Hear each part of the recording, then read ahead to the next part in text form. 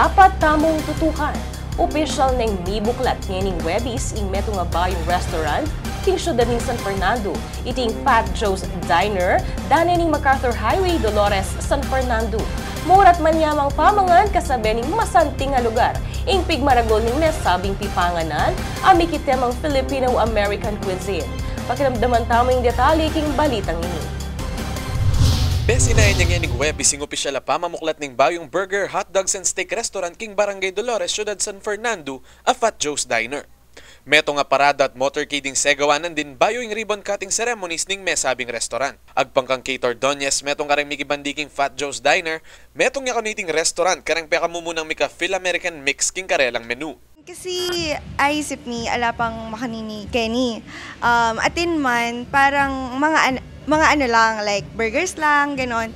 Pero there's no such thing as a place that offers a great dining experience, comfortable, affordable, and most especially walang hot dogs, ribs, and burgers na offer nila all at the same time na superb yung lasa. Mga nyaman na burger, hot dog, steak sa taliwa pang pamangan ning pigmaragol ning diner. Naman kano maging masakit king bulsa ing pamamangan keti, lalo na naman kamahal ning presyo. Price range is about, an average check per person is just 200 pesos. So it's very, very affordable. Like, anyone can eat. We have budget meals na 99 pesos lang. So, parang all walks of life from A to C, na talagang makakapunta dito.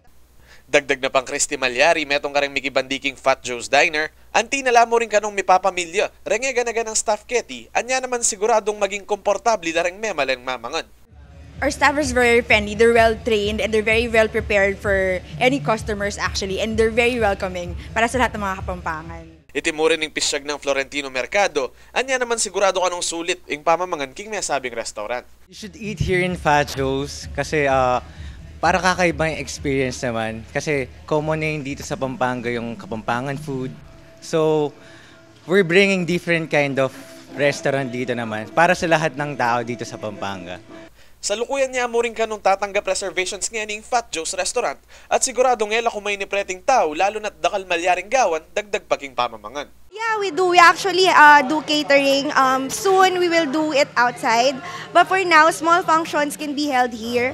So mga 20 to 30 people we can accommodate. And then for the outside area, there's a game din then. We offer beer pong kasi. So it's really for smokers talaga. But if anybody or if a group wants to hold an event here or what, so we can accommodate 20 to 30 people.